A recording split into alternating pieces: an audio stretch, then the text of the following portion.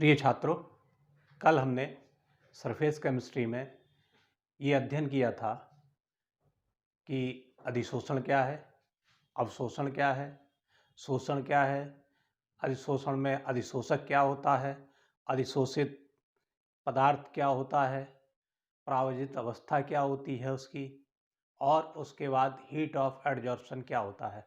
आज हम इसी में नई एक चीज़ का अध्ययन करेंगे कि अधिशोषण कितने प्रकार का होता है। कल ये क्लियर हो गया था कि अधिशोषण क्या है, कैसे होता है और किस प्रकार से उसकी क्रिया संभव होती है। तो आज प्रारंभ करेंगे अधिशोषण के प्रकार। अधिशोषण दो प्रकार का है, एक भौतिक और दूसरा रासायनिक।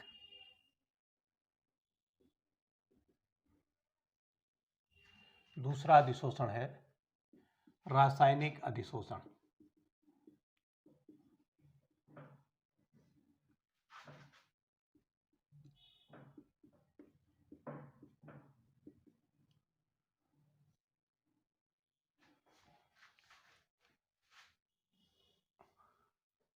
अधिशोषित पदार्थ अधिशोषक के ऊपर,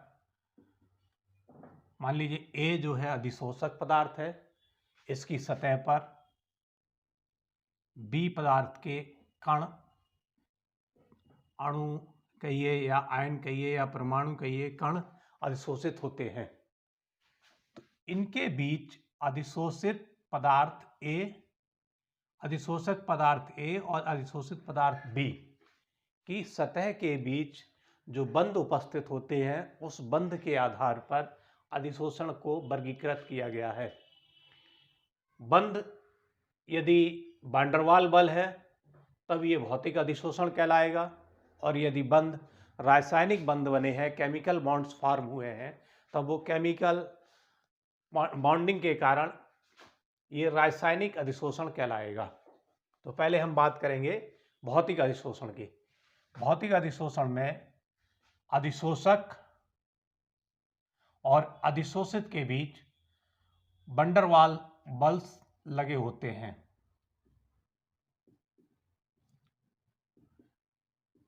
तो आप कह सकते हैं कि अधिशोषित पदार्थ अधिशोषक पदार्थ की सतह पर जब वान डेर वाल्स बलों के द्वारा जुड़ा होता है तो उस प्रकार के अधिशोषण को हम भौतिक अधिशोषण कहते हैं।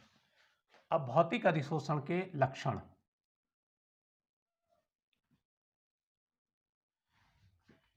सबसे पहला लक्षण है कि अधिशोषित और अधिशोषक पदार्थ के बीच वान डेर वाल्स बल होंगे। ये दुर्बल बल होते हैं, आसानी से टूट जाते हैं। उसके बाद इसकी नेचर, ये अविशिष्ट होती है। अविशिष्ट का मतलब है कि इसमें इस प्रकार की कोई बाध्यता नहीं है कि पदार्थ ए जो अधिशोषक है उस पर पदार्थ बी जुड़ेगा, पदार्थ सी जुड़ेगा, पदार्थ डी जुड़ेगा। अर्थात किसी भी ठोस पर कोई भी गैस आकर इस प्रकार के अधिशोषण में अधिशोषित हो सकती है। इसी के साथ साथ यदि दूसरा इसमें नेचर के बाद हम इसमें देखेंगे ताप, टेम्परेचर। ये कम तापमान पर होता है। तो जैसे जैसे तापमान बढ़ाते जाएंगे अधिशोषण की मात्रा कम होती चली जाएगी। तो अधिशोषण, भौतिक अधिशोषण कम तापमान पर ही संभव होता है। उसके बाद हम इसमें आगे हम प्रारंभ करेंगे। पहले नेचर देख लिया, फिर उसका टेम्परेचर देख लिया, उसके बाद इसकी प्रकृति देखेंगे। तो ये उत्क्रमणीय प्रकृति का होता है। उत्क्रमणीय का मतलब है रिवर्सिबल होता है। रिवर्सिबल का मतलब आप जानिए, जैसे सामान्यतः हम पढ़ाते हैं कि ए प्लस बी फॉर्म करते हैं सी प्लस डी। तो अगर इन टर्म्स कंडीशंस को चेंज कर दिया जाए, रिवर्स कर दिया जाए, तो सी प्लस डी मिलकर फॉर्म कर लेते हैं ए प्लस बी को। तो भौतिक अधिशोषण में अधिशोषक और अधिशोषित पदार्थ के बीच वैन डर वाल्स बल जिसको अगर तोड़ दिया जाए, जैसे तापमान बढ़ा दिया जाए, तो अधिशोषण की अवस्था समाप्त हो जाती है।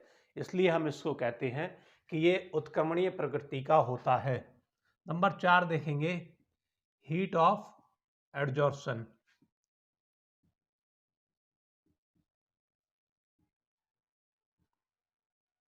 हीट ऑफ एडजॉर्प्शन में इसमें कम हीट होती है।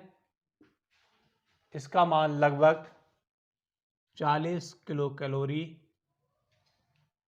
पर मोल होता है।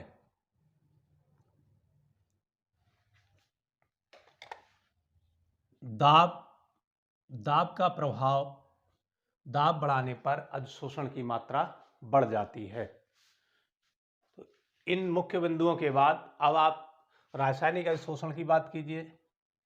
तो जब अधिशोषित पदार्थ और अधिशोषक पदार्थ के बीच, इनकी सतह के बीच केमिकल बॉन्डिंग हो, जब रासायनिक बंध द्वारा ये पदार्थ बी पदार्थ ए की सतह पर अधिशोषित हुआ हो, तब इस प्रकार के अधिशोषण को हम रासायनिक अधिशोषण कहते हैं। तो रासायनिक अधिशोषण में सबसे पहले देखेंगे, जैसे नेचर की बात हो रही है, इसके लक्षण में, तो ये एक स्पेसिफिक नेचर का होता है, अर्थात विशिष्ट प्रवृत्ति होती है। ऐसा नहीं है कि कोई भी पदार्थ किसी भी ठोस की, कोई भी गैस किसी भी ठोस की सतह पर जाकर अधिशोषित हो जाए। उसके लिए कंडीशन ये है कि अधिशोषक पदार्थ ए और अधिशोषित पदार्थ बी के बीच केमिकल बॉन्डिंग होने की संभावना होनी चाहिए। यदि केमिकल बॉन्डिंग की संभावना नहीं होए तब ये अधिशोषण संभव नहीं होगा। इसलिए इसको हम कहते हैं कि इसकी प्रकृति विशिष्ट होती है। दूसरा, टेम्परेचर। टेम्परेचर को बढ़ाने पर रासायनिक अधिशोषण प्रारंभ में बढ़ता है, बाद में कम हो जाता है। इसका कारण कि जब बॉन्डिंग होगी तो बॉन्डिंग के लिए एक सक्रियण ऊर्जा होनी जरूरी है, एनर्जी ऑफ एक्टिवेशन होना जरूरी है। जब energy of activation like temperature हो जाता है तो अधिशोषण बढ़ता है, और बढ़ने के बाद में वो उतनी ही, जब कंप्लीट हो जाता है तब वो कम होने लगता है। तीसरा हमने था, ये उत्क्रमणीय है, और रासायनिक अधिशोषण अनुत्क्रमणीय होता है, इरिवर्सिबल होता है। एक बार बॉन्डिंग हो गई, अधिशोषक के ऊपर अधिशोषित पदार्थ लग गया, तो फिर उसको तापमान बढ़ाकर या सामान्य विधियों द्वारा वापस मूल अवस्था में नहीं लाया जा सकता। इसलिए इसको कहा जाता है कि ये अनुत्क्रमणीय प्रकृति का होता है। नंबर 4 था, जिसको हम अध्ययन कर रहे थे, हीट ऑफ एडजॉर्प्शन। रासायनिक अधिशोषण में हीट ऑफ एडजॉर्प्शन का मान अधिक रहता है और भौतिक अधिशोषण की तुलना में लगभग 10 गुना होता है। तो लगभग 10 गुने का मतलब हो गया, यहाँ 40 किलो कैलोरी था तो इसका मान यहाँ 400 किलो कैलोरी पर मोल के आसपास होता है। दाब का रासायनिक अधिशोषण में कोई प्रभाव नहीं पड़ता है। इसका एक सामान्यता, एक आइसोबार बनाए जाते हैं, आइसोबार्स को बनाकर हम इनका अध्ययन करते हैं। तो इसको अभी आपको बताते हैं कि आइसोबार का क्या प्रभाव होता है। अधिशोषण आइसोबार्स पर या अधिशोषण समदाबी वक्र का अगर अध्ययन किया जाए भौतिक अधिशोषण के लिए और रासायनिक अधिशोषण के बीच, तो इसका जो रिप्रेजेंटेशन है वो इस प्रकार है। इस पर हम ले लेंगे x/m और इस पर ले लेंगे टेम्परेचर, और ये वक्र हम बना रहे हैं एट कांस्टेंट प्रेशर। प्रेशर को हमने कांस्टेंट कर दिया, तो टेम्परेचर बढ़ने के साथ साथ शुरू में भौतिक अधिशोषण हल्का सा बढ़ता है, फिर उसके बाद समान रूप में आ जाता है।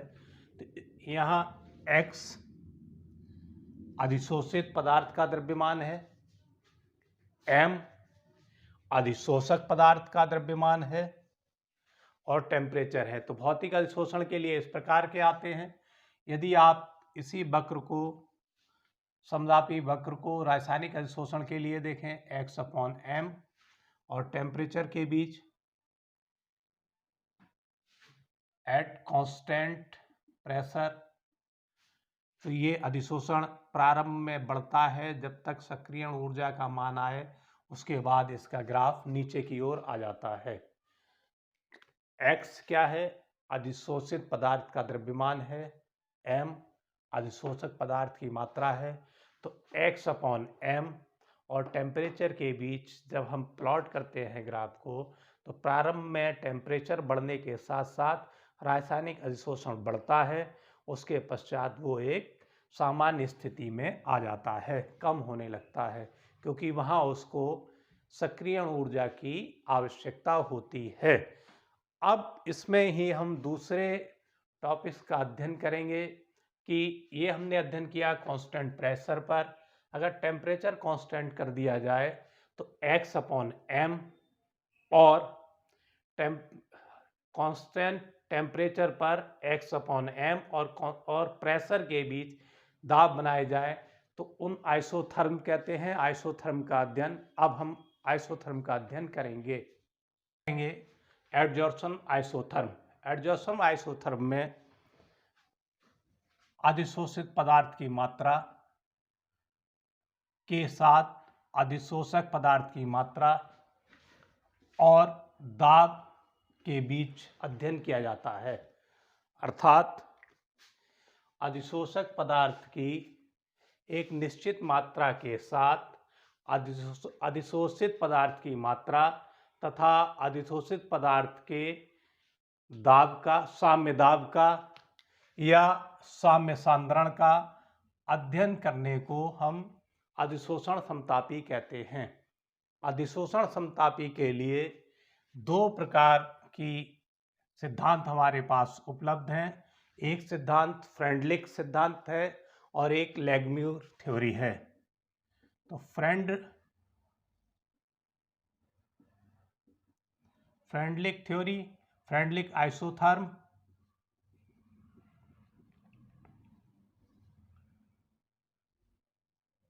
और दूसरा लैंगम्यूर आइसोथर्म।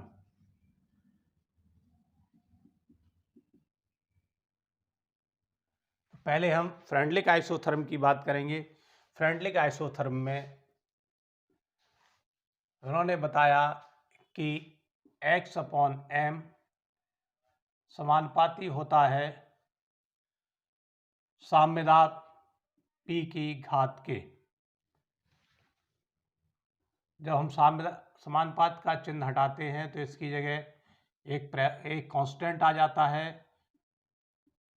तो फ्रेंडलिक आइसोथर्म ये कहता है कि किसी इकाई द्रव्यमान अधिशोषक द्वारा अधिशोषित पदार्थ की मात्रा उसकी P के साम्य दाब के 1/n घात के बराबर होती है। इसको यदि आप इसका लॉग लेंगे तो लॉग लेने पर यह समीकरण एक इस रूप में आ जाता है, log 10 x/m equal to log 10 k plus 1/n log 10 p। यदि हम गैस के साम्य दाब का अध्ययन करें तो समीकरण ये रहता है, और अगर हम कंसंट्रेशन की टर्म में, C की टर्म में अध्ययन करने लगें तो समीकरण नंबर एक हमारा इस तरह परिवर्तित हो जाता है, x/m is equal to k c⁴ 1/n, और इसका लॉग लेने पर ये कन्वर्ट हो जाता है log 10 x/m equal to log 10 k plus 1/log 10 c। ये एक आनुभविक समीकरण है और इसकी एक सीमा है। इस सीमा के कारण इसका एक समुचित प्रयोग किया जाता है। यदि हम इनको ग्राफ रूप में निरूपित करते हैं तो इसमें हम लेंगे, यहाँ लिया हमने x/m, यहाँ ले लिया प्रेशर। समतापी है तो ताप समान रहेगा, कांस्टेंट टेम्परेचर रहेगा। कांस्टेंट टेम्परेचर पर भौतिक अधिशोषण के लिए ये ग्राफ इस प्रकार का आता है कि दाब बढ़ने पर, समान तापमान पर या स्थिर तापमान पर दाब बढ़ने पर अधिशोषण की मात्रा कम से प्रारंभ होकर अधिकता की ओर जाती है और एक प्रेशर पर आने के बाद निश्चित हो जाती है। उसके बाद उसका कोई भी प्रभाव नहीं पड़ता है। इसको यदि हम लॉग वाले टर्म में लेंगे इसी को, तब आप देखेंगे x/m प्रेशर एक सीधी लाइन प्राप्त होती है। इस सीधी लाइन की जो प्रवणता है, स्लोप है, वो 1/n को व्यक्त करता है। tan theta = 1/n। और जो इसका इंटरसेप्ट है वो log 10k के बराबर होता है। इसके पश्चात हम अध्ययन करेंगे लैंगम्यूर समतापी वक्र का।